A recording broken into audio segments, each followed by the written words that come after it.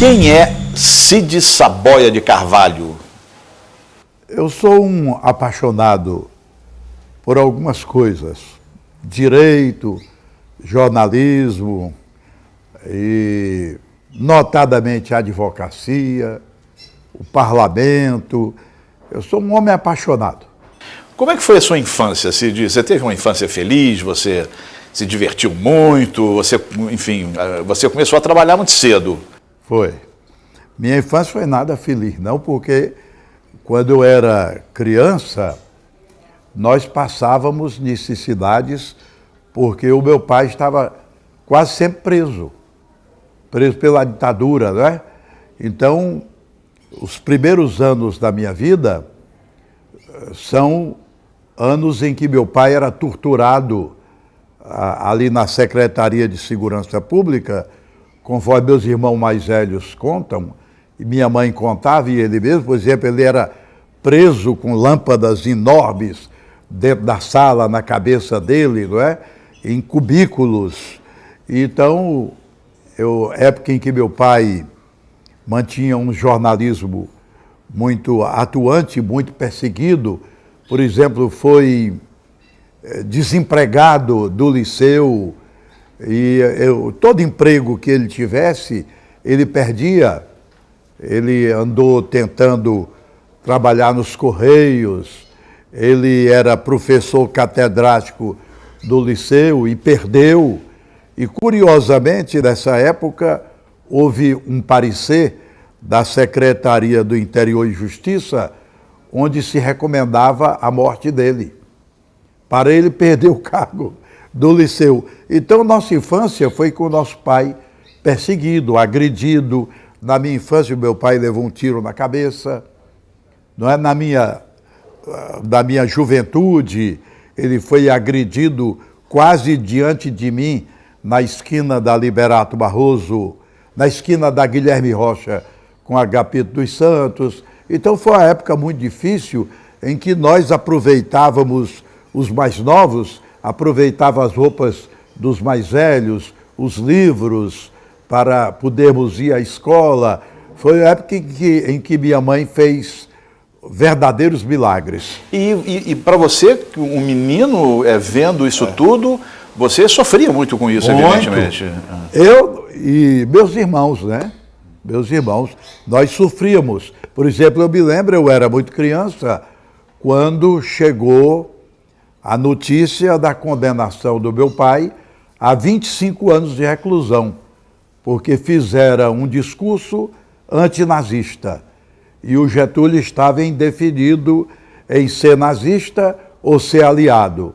Então, nessa época, nós estávamos todos em casa, aquele drama, quando de repente chegou um caminhão do Corpo de Bombeiros para conduzi-lo preso. E ele foi preso para cumprir uma pena de 25 anos. Aí veio aquela anistia inicial, não é? E por mais que o Vitor do Espírito Santo, que era um jornalista e advogado muito famoso, quisesse atenuar através de cartas, nesse tempo o telefone era muito pouco provável, não é? Que se pudesse usar, então era carta. Então o Vitor do Espírito Santo pedia calma à minha mãe e esperávamos novos tempos que só vieram com a queda do Getúlio. E você transformava esse sofrimento que você vivia na sua infância em quê, na verdade? Você brincava, você estudava, você já se politizava cedo? Eu me politizava. Em que você transformava isso? E brigava muito. Muito.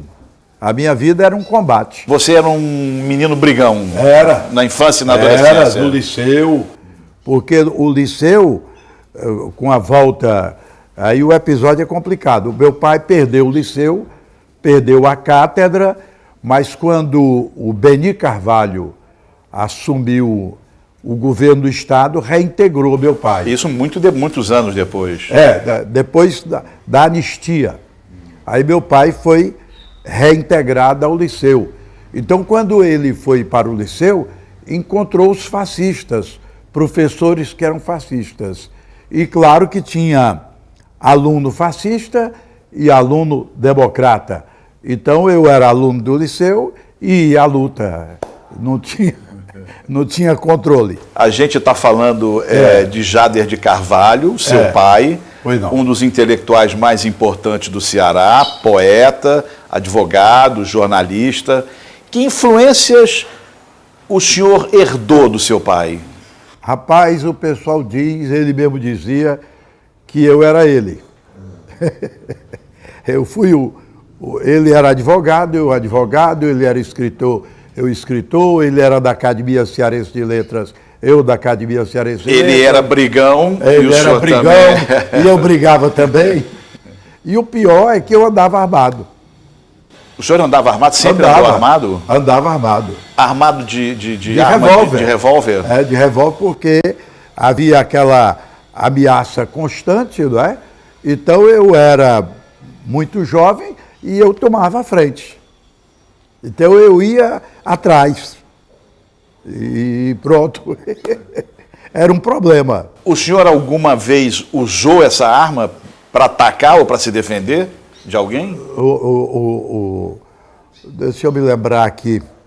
Não, cheguei a sacar do jornal A Fortaleza, mas não atirei, não. Por que motivo o senhor sacou a arma dentro do jornal? Porque na campanha contra meu pai, lá era um foco um tanto quanto fascista, e eu, um dia amanheci louco, fui lá. Como era na época em que o seu pai esteve preso? O senhor, por exemplo, podia visitá-lo na prisão? Podíamos, já havia determinados dias, não é? Mas muito difícil, que era a ditadura do Vargas, não é? Era tudo muito difícil. Para você ter uma ideia, ele não podia comer na prisão, porque temia que a comida fosse envenenada. E chegavam os avisos que ele seria envenenado no Corpo de Bombeiros. Então ele não comia, a comida tinha que ser levada pela minha mãe. Era uma coisa complicada. E ela só podia levar comida uma vez por semana? Não. Era uma coisa esporádica, não tinha um segmento humano, natural. Nada em ditadura é humano. Não é? Então, o sofrimento era grande. Agora, por que o seu pai rompeu com o Partido Comunista mais tarde? Mais tarde ele rompeu porque o Luiz Carlos Prestes, que era amigo do meu pai, definiu o apoio ao Getúlio. Então, meu pai não tinha nenhuma tolerância para com Getúlio.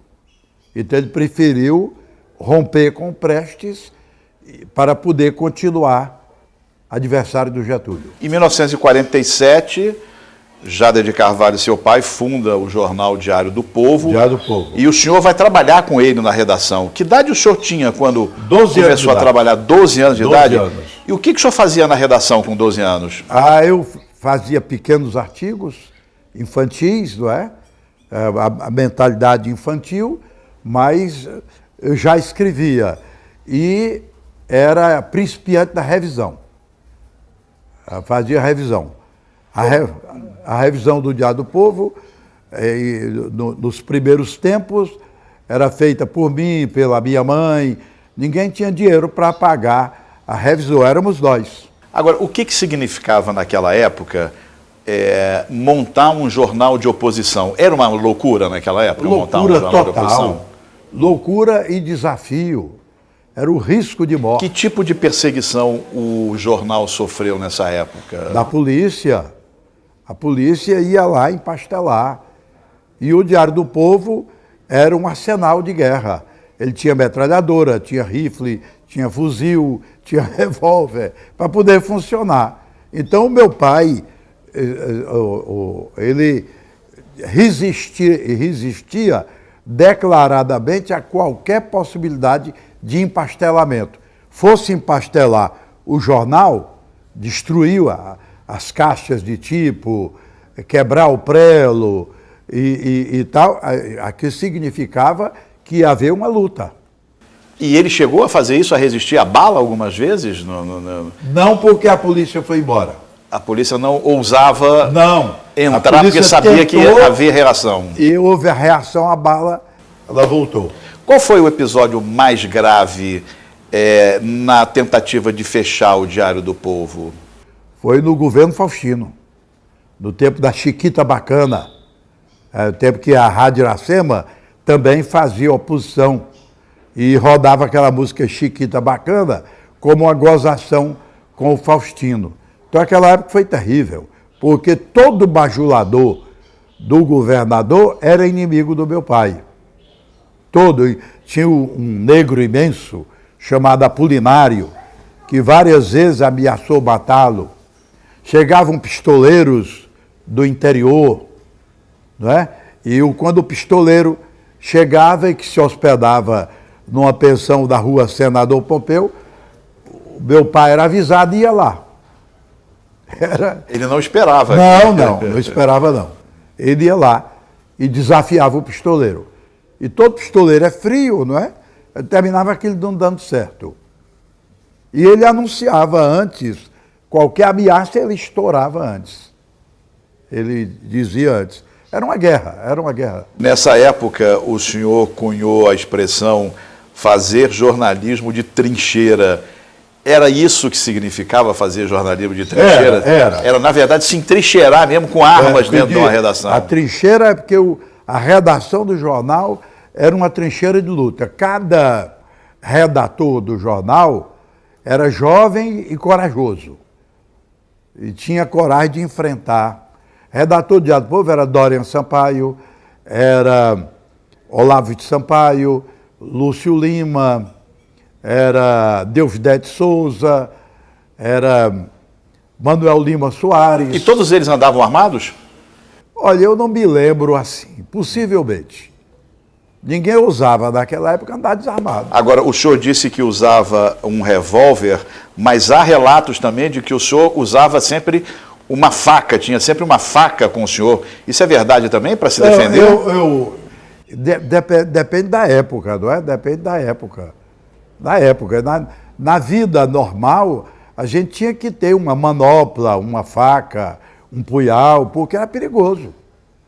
Tinha que se defender, né? Tinha que se defender. Até assistir aula no liceu era perigoso. Até assistir aula. E para o liceu, o senhor também ia armado para o liceu? Não, ia não. Evidentemente que eu não preciso perguntar se o senhor usava tanto uma faca quanto um revólver, é porque o senhor teria coragem de usá-la se fosse necessário. Para reagir, sim. Não para atacar, mas para reagir, principalmente no campo moral, na ameaça. Eu ficava desesperado quando uma pessoa dizia que ia matar meu pai. Aí eu não aceitava, né? Aí tinha que ir lá. Tinha que ver como era, né? Era importante estar prevenido.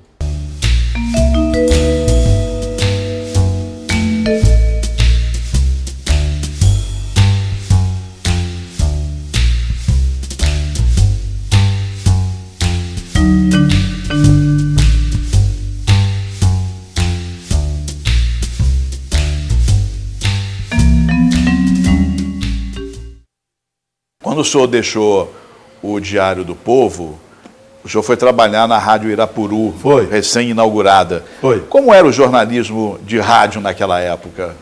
Era um jornalismo, a fase que eu entrei foi logo superada, porque foi uma implantação jornalística baseada na BBC de Londres e na Rádio Nacional do Rio de Janeiro, em que os dirigentes de rádio achavam que a notícia não era para ser comentada. Não devia ter adjetivo, devia ser muito clara, curta. Uma notícia, para ter 8 linhas, tinha que ser excepcional. Quase toda notícia tinha 4 linhas, 4, 5 linhas. Então foi uma época muito difícil, que o jornalismo daqui, eu vinha de uma redação viva e fui para uma coisa muito técnica, que era passar a noite escrevendo na Rádio Irapuru, o jornal que iria ao ar de manhã. Então, foi um jornalismo muito frio, inicialmente. Aí, depois, eu mesmo rompi isso. As rádios naquela época, inclusive, eram conhecidas como grandes vitrolões. A Rádio Irapuru também era uma rádio desse tipo? A Rádio Irapuru era jornalística. Era jornalismo. Era rádio que cobria esporte, cobria todo tipo de esporte. Era a casa do esporte. E jornalística, com crônica policial, com reportagem policial, noticiário nacional, local e internacional, coluna social, reportagem. Ela era essencialmente jornalística, embora tivesse música. E de que maneira o senhor rompeu com essa frieza da rádio? Eu fui descoberto porque faltou lá uma determinada reportagem, não tinha o repórter, então eu tive que ir. Quando eu fiz essa reportagem, então os microfones se abriram para mim, não é? O senhor se lembra que reportagem era? Que assunto era? Não me lembro, não me lembro. Mas foi uma reportagem muito instigante, não é? Aí, fiquei primeiro no campo da reportagem, aí fui fazer uma reportagem do lançamento de um livro do então inspetor da alfândega, João Alves de Moura, e eu fui fazer essa reportagem, e o Paulo Cabral, que era o grande nome do rádio, estava presente. Então, ao terminar a reportagem, ele mandou que eu fosse à Rádio Verdes Mares no dia seguinte. E eu fui e ele me contratou. Aí, na Rádio Verdes Mares, nós começamos um jornalismo onde eu rompia com tudo isso. Mas logo veio a ideia do vitrolão. Aí cancelou tudo, entrou o vitrolão. Depois voltou. Foi quando eu lancei o Rádio Notícias Verdes Mares, aí foi um sucesso muito grande. Aí o Edson Queiroz comprou a Rádio Verdes Mares e foi conversar comigo, e no momento em que conversou comigo, ele manifestou ideias iguais à do Fernando Jacques, Jorge Cury, aquele pessoal da Rádio Nacional. Aí eu disse a ele que não podia ficar. Aí voltei para o Irapuru, onde passei a ser o apresentador do jornalismo. O senhor teve uma experiência também como comentarista esportivo. Foi. Como foi essa experiência? Essa experiência foi na Rádio Irapuru. O Paulino Rocha tinha começado comigo na Verdes Mares, mas estava na Dragão do Mar. E era o grande sucesso do comentário. Então, o natural é que ele fosse para a Rádio Irapuru. Então, a Rádio Irapuru o contratou para ser o comentarista. E no dia de estrear, ele desistiu. Recebeu uma proposta melhor, desistiu. Aí a Rádio Irapuru ficou numa situação dificílima, e eu estava lá, acabando de voltar da Rádio Verdes Mares. Estava lá. Então, quem ia estrear? Então, a equipe se reuniu, redatores, locutores, aqueles grandes narradores da época, né? A Rádio Irapuru tinha grandes vozes e tudo. Aí resolveram que era eu que devia estrear, no lugar do Paulino. Então, eu fui e agradou muito, inclusive os índices de audiência dispararam muito, né? Como a rádio nunca tinha tido no comentário esportivo. Aí eu fui obrigado a ficar cerca de 22 anos. O senhor, nessa época, no dia da estreia, conhecia alguma coisa de futebol? Claro. Ou usou da sua competência para se desincumbir bem do papel? Não, eu fui muito humilde, porque eu requisitei que todos que participavam da equipe iam conversar comigo, me dando dicas e tal, me fornecendo alguma informação, porque eu participava mais do jornalismo geral. Mas eu já tinha sido fundador da PCDEC.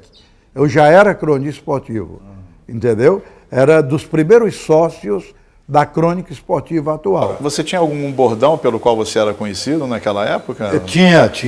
O comentarista que diz mesmo. Porque eu além... que diz mesmo. Porque eu tinha a crítica ao setor moral do futebol. Se um jogador estava vendido, eu não tinha por que esconder. Eu denunciava. Eu dizia claramente. E né? existia naquela época jogadores vendidos? Existia fatos absurdos. Como, por exemplo, você se recorda de algum? Não? Me lembro de um lateral esquerdo do Ferroviário e haver um jogo decisivo, Ferroviário e Fortaleza. Então, eu recebi a informação de que o Fortaleza havia comprado o Ricardo Fogueira. Eu não acreditei. Quando a partida começou, com 2 minutos de jogo, ele saltou com os 2 pés na cabeça do Birungueta, que era o ponta-direita do Fortaleza. Aí comprovou. Aí eu abri a boca no mundo e foi um escândalo terrível, né? Mas eu me impunha muito porque eu também advogava no setor esportivo. E eu era um advogado muito vitorioso. E qual foi o destino do jogador esse do Ferroviário? Foi afastado, e desapareceu. Voltando a uma época mais antiga, como é que foi o episódio do fechamento da Rádio Dragão do Mar? Isso foi a coisa mais triste do mundo. Inclusive, afastaram toda a direção da Rádio Dragão do Mar, que era uma emissora muito brilhante. Para você ter uma ideia, eu dizendo assim, nomes talvez nem todos conheçam, mas era a rádio que tinha o Nacelle Lima Verde, tinha o Almir Pedreira, tinha o Peixoto de Alencar, o Mário Santos, era uma rádio brilhantíssima, Valdir Xavier, o Blanchard Girão.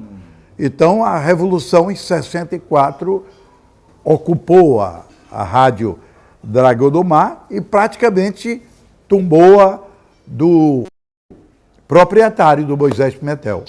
E ela passou a pertencer a um general do Exército, depois desse episódio. Então, era muito triste.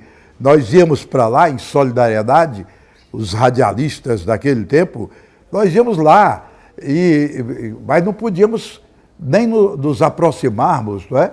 A Dragão do Mar, ocupada por soldados do Exército, todo mundo de metralhadora, tudo. Foi uma cena triste e ridícula. Foi um dos episódios mais tristes da Revolução de 64 aqui no Ceará. Foi altamente frustrante. O senhor alguma vez teve que ler noticiário com a polícia dentro do estúdio? Sim, na Rádio Verdes Mares, na renúncia do Jânio, não assume João Goulart.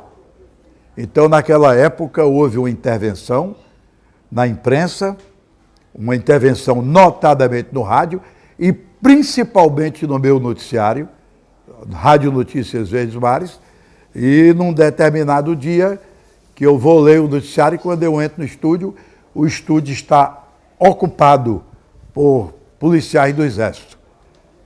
Atrás da minha mesa, atrás do meu corpo, eu li o noticiário com metralhadoras apontadas para mim.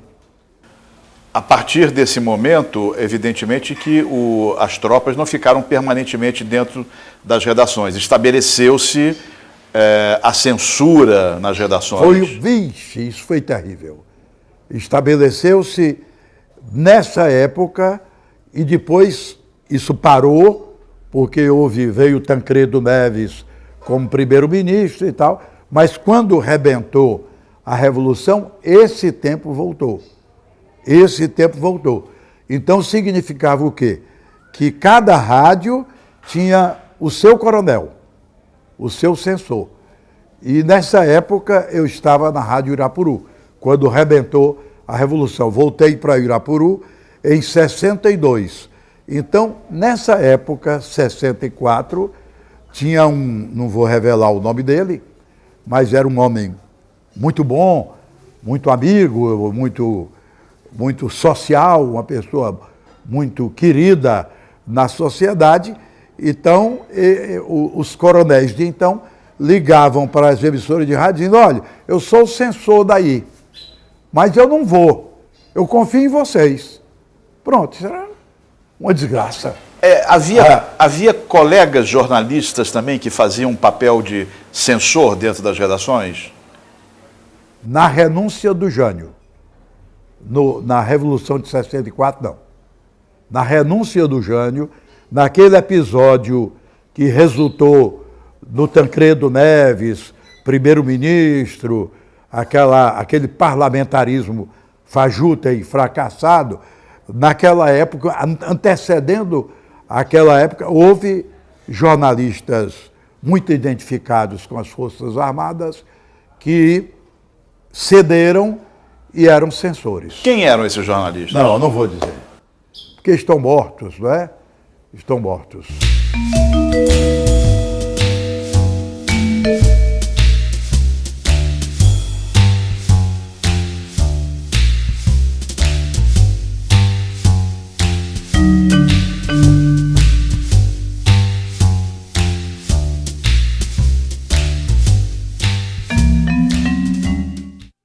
Quais foram os fatos mais marcantes da história do Ceará, dos quais o senhor participou como jornalista? Olha, marcante pelo lado positivo, muita reportagem brilhante, transmissão de carnaval, cobertura da chegada do presidente de Portugal, Craveiro Lopes, grandes reportagens que nós fizemos, por exemplo, no rompimento da barragem do Oroz, isso positivamente. Negativamente, a perseguição ao nosso trabalho. Por exemplo, a coisa mais fácil do mundo para o Laudelino Coelho era mandar me prender. Laudelino, que à época era delegado era superintendente da Polícia Federal. Da Polícia Federal. E interessante que nessa mesma época eu era procurador substituto da Fazenda Nacional. Eu tinha, na escala federal, alta relevância, porque eu era funcionário da alfândega e, como funcionário da alfândega, fui designado para substituir o procurador da Fazenda Nacional, que havia indicado meu nome, bondosamente indicou meu nome, porque isso para mim, no começo de carreira, era importantíssimo. Foi o doutor Roberto Martins Rodrigues que me indicou para substituto dele. E como é que era então sua relação com o delegado da Polícia Federal, que ao mesmo tempo perseguia o senhor, que era uma autoridade na época? Isso é que era o mais estranho. Era o mais estranho. Isso terminou com uma reação muito grande da minha parte, não é?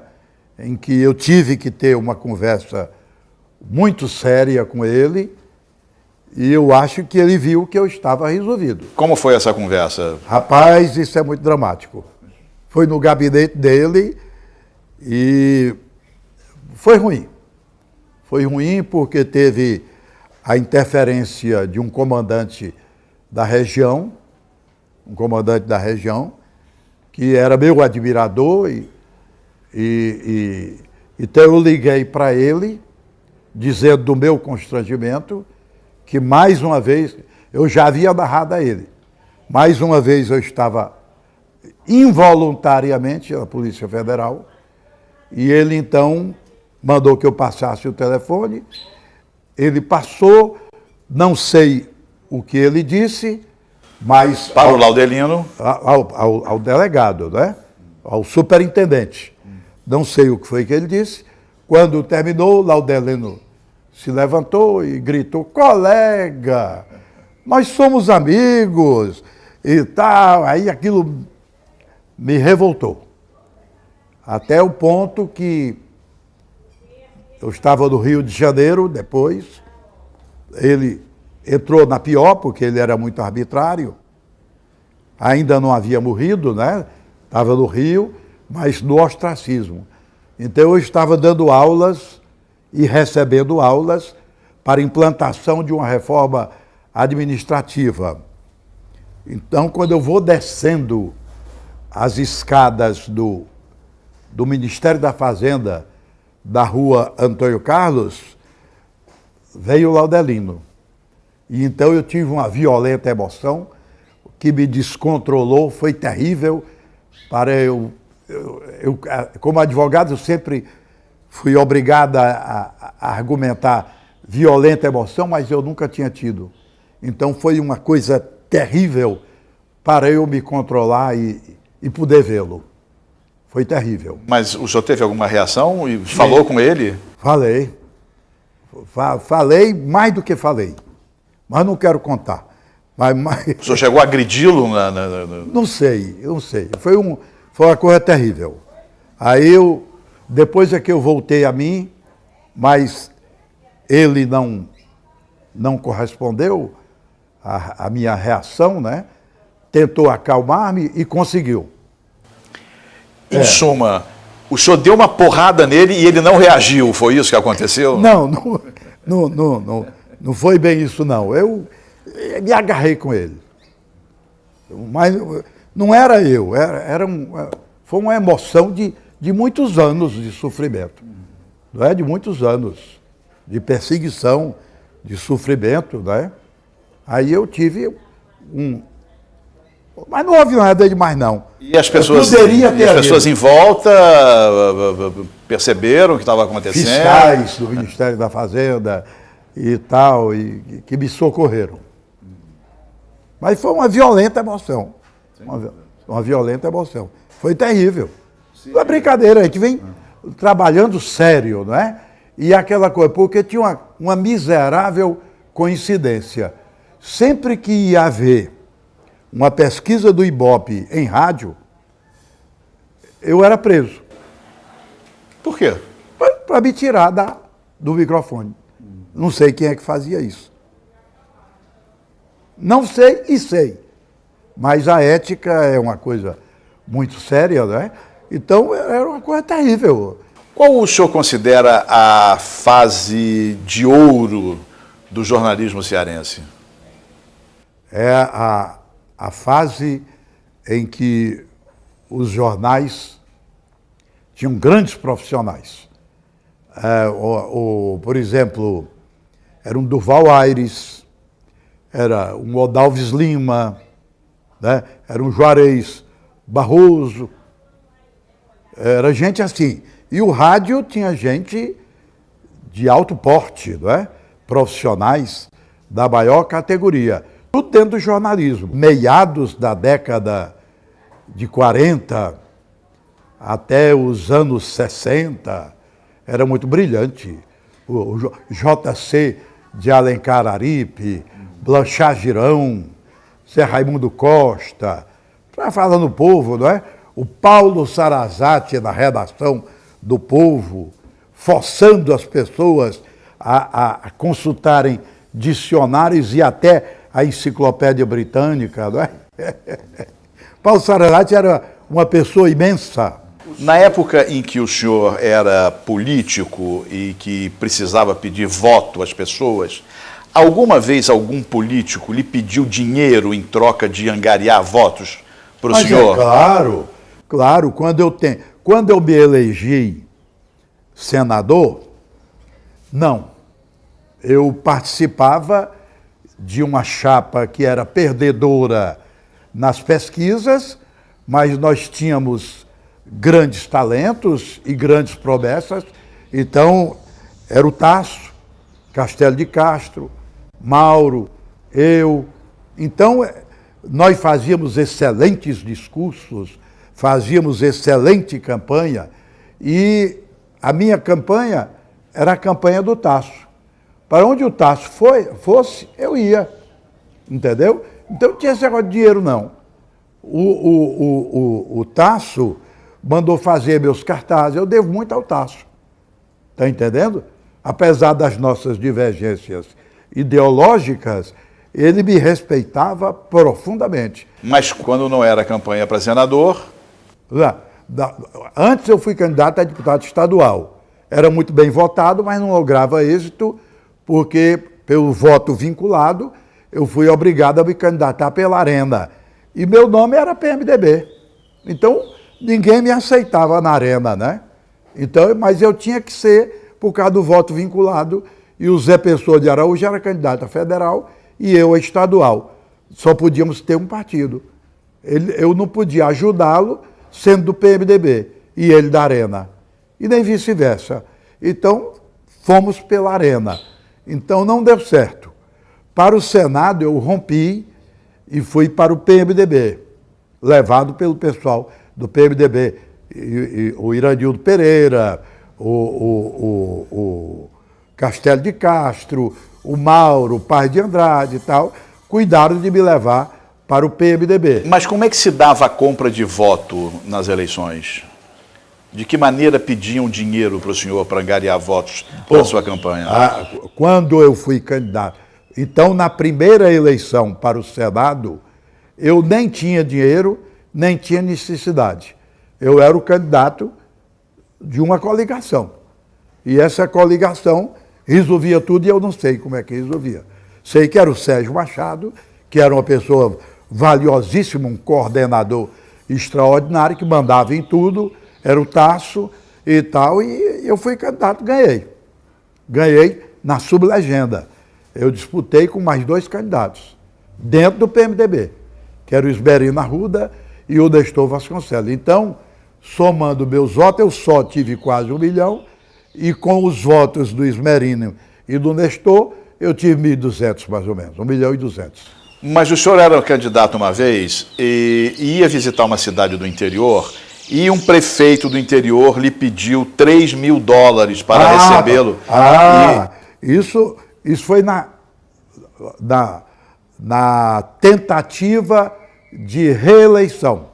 Quando eu fui me reeleger, eu não acompanhei o Tasso para o PSDB, não acompanhei a fundação do PSDB. Eu não quis. Eu não gostava da proposta da social-democracia. Fiquei no PMDB e disputei o Senado pelo PMDB. Aí a conversa é outra. Aí apareceram verdadeiros canalhas. Verdadeiros canalhas, pessoas nojentas. Ia haver um comício num determinado município e o líder de lá, do meu partido, me avisou que se eu só fosse se levasse $3.000. Se levasse $3.000. Aí eu disse a ele, eu não tenho $3.000, nunca nem vi. Não tenho condições. Ele disse, então eu vou apoiar o Sérgio Machado. Então, apoie. Nem venha. Mas eu não fui. Então, por exemplo, quando eu era candidato à reeleição e tive uma votação muito menor, não cheguei a 500.000 votos, na anterior tinha tido 1.200.000, né? Então, chegava no município, o prefeito ia conversar com um, com outro, mas nem se dirigia a mim. Os vereadores me desconheciam, porque eu não tinha dinheiro. Então, uma experiência tão violenta que eu me afastei.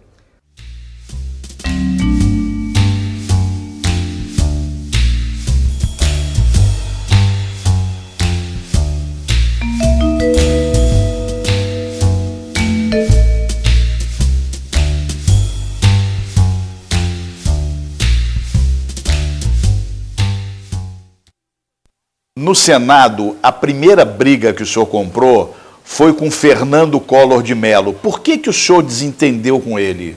Porque ele tinha uma política anti-Brasil, uma política de valorização da indústria estrangeira, inclusive da indústria de automóveis, chamava o carro brasileiro de carroça, e eu com o Vigílio e o Mauro, nós defendíamos no Senado, classicamente, era a valorização da indústria nacional. E ele, então, chegou desmoralizando a indústria nacional, perseguindo o funcionário público e com chantagens, como vender todos os apartamentos funcionais do governo, né? E vender os carros do governo, medidas altamente democráticas. Aí eu não estava satisfeito com isso e rompi com ele imediatamente. Antes de qualquer coisa, eu rompi logo, fiz uns discursos bem fortes e me posicionei contra a continuidade do governo dele, porque ele dizia que não podia cumprir a Constituição. Ele dizia que não podia cumprir a Constituição. Eu digo, ou o senhor renuncia ou vai ao impeachment.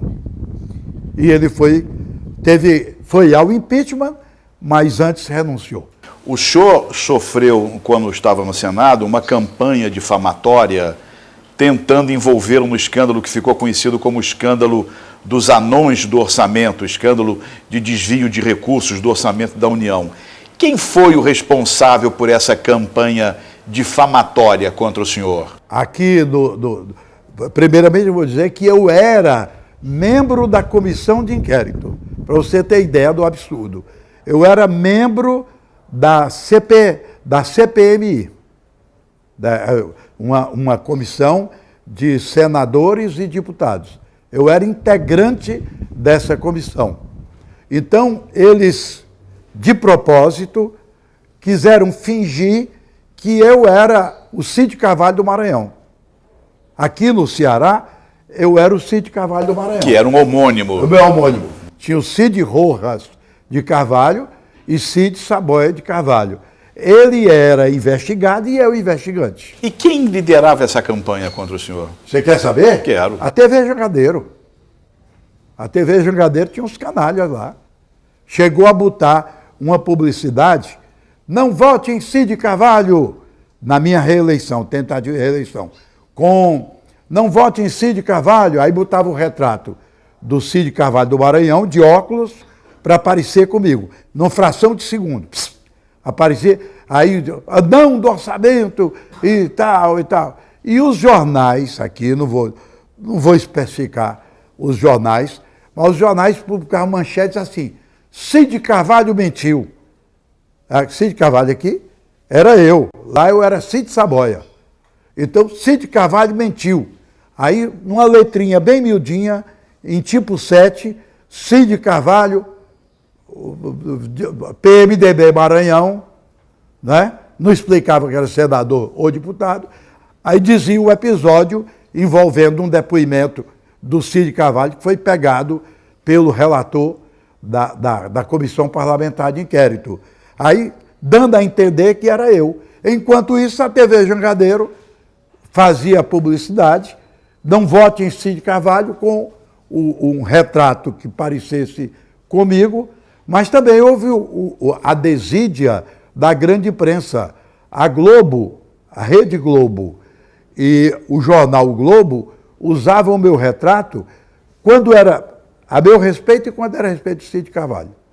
Até a minha caricatura servia de caricatura para o Cid Carvalho. Até quando ele foi coordenador da campanha do Ulisses, eu não. Ele é que era envolvido com o Ulisses. Então, até na campanha do Ulisses, que ele era o coordenador, nas revistas saiu o meu retrato. Não era o retrato dele. O senhor teve também um desentendimento com o deputado Ulisses Guimarães. O que aconteceu? Porque eu fiquei revoltado com ele. Porque ele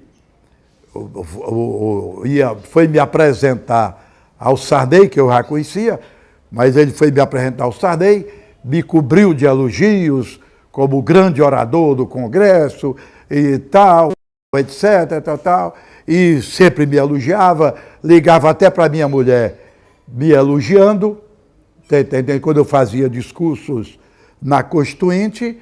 Aí, quando foi um dia, eu fui relator de uma medida provisória absurda. Aí o Collor estava com todo aquele charme inicial, de reformador do mundo, caçador de marajás, aí veio com uma medida provisória absurda para o direito brasileiro.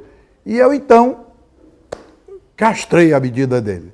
Eu era o relator da comissão mista de deputados e senadores que estava examinando e não deixei passar aquela medida provisória. Quando é um dia, eu estou numa reunião do PMDB, deputados e senadores, então aqueles PMDBistas mais safados, que sempre tem, né? Todo partido tem sua equipe de safados. Aí eles Ô, o presidente, ele era chamado de presidente, o senador Saboia não aprova essa medida do Collor, a medida provisória 152, não estou enganado. Aí ele disse, então vamos substituir o relator. Eu digo, vai não. Não vai substituir coisa nenhuma. Não ouse. O senhor não me conhece. Aí pronto. Aí foi um bate-boca danado aí. Também não mexeram comigo e foi aprovada a minha versão. Foi a primeira derrota do Collor numa medida provisória. O Ulisses não foi leal comigo nessa ocasião. Substitui o relator como se eu fosse uma pessoa qualquer. Eu disse, não, senhor. Não, senhor. O senhor não sabe quem eu sou. O mínimo que eu sou é professor de direito.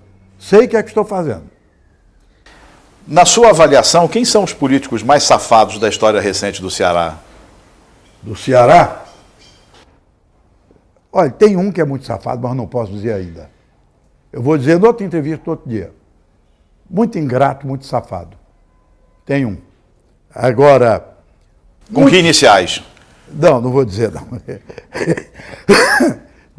Mas tem muita gente ruim em todas aqui, mas aqui houve uma época de muito adesismo, naquela época de indefinição da própria arena, que era dividida entre seguidores do Vigílio, seguidores do César, seguidores do Adalto.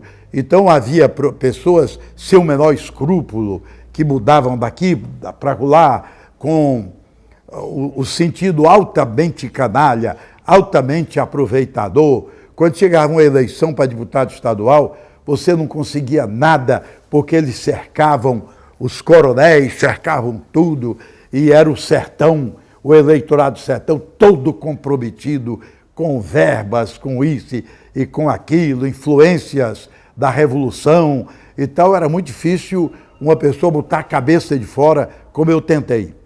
O senhor disse, em certa ocasião, que o ex-presidente Fernando Henrique Cardoso é um patife. O senhor mantém o que eu disse sobre ele? Claro, rapaz. Ele recebeu agora um prêmio de $1 milhão por ter vendido o Brasil, por ter privatizado o Brasil, por ter propiciado essa desgraça econômica, essa crise econômica de hoje. Tem um pai, é Fernando Henrique Cardoso. Ele que propiciou tudo isso, com o internacionalismo, governando o Brasil do Planalto para o exterior. Não era do Planalto para dentro do Brasil. Ele privatizou tudo. Onde está o dinheiro da privatização? Por que é que o Eike Batista é hoje um dos homens mais ricos do mundo? Então ele agora foi acho que foi a biblioteca do Congresso Nacional dos Estados Unidos, recebeu um prêmio de $1 milhão pelo que ele fez no Brasil. O que ele fez foi isso. Foi privatizar, foi desestimular. Rapaz, hoje, quando você pensar em marca de carro, é tudo estrangeiro. A FNB não existe mais, não. A Fábrica Nacional de Motores, não existe nada brasileiro, não. Aqui é italiano, é alemão, é japonês, é coreano, é isso e aquilo. Acabou. Acabou o Brasil computador. Quando o Vigílio era senador comigo, nós levávamos horas no gabinete dele discutindo de como garantir a informática do Brasil, como reservar alguma coisa para a nossa informática e ela não perecer. Aí, de repente, veio e acaba com a nossa informática. Tudo é iPod, iPad, é não sei o quê, é tudo estrangeiro, rapaz. Tem nada nacional, não. Então, esse homem, que eu me dava muito com ele fez um discurso do Senado que me pôs nas nuvens numa determinada oportunidade, mas eu não tolero quem trai o Brasil, não. Não tolero, não. Aí, para mim, é o que eu sempre disse dele, desde o momento que ele foi presidente da República. Ele tinha posições muito dúbias do Senado Federal, notadamente na Comissão de Assuntos Econômicos. Consta que uma vez o senhor teria apontado uma arma para um jornalista obrigando-o a engolir o jornal em que escreveu um artigo insultuoso ao seu pai. Hoje, o senhor teria o mesmo ímpeto de repetir essa atitude? De jeito nenhum. Jamais, jamais. Isso nunca mais vai acontecer na minha vida. Mas não foi assim, não. Eu atirei. Não sei lá, não foi uma loucura. Eu estava indignado. Coisa que mexe na memória do pai, ele lançando dúvidas sobre a paternidade do meu pai para comigo. Foi uma coisa terrível. Mas eu já pedi desculpas. Ele é meu amigo, é uma pessoa que eu prezo muito. Foi um equívoco da vida. Foi um equívoco. Cid, muito obrigado. Pois não.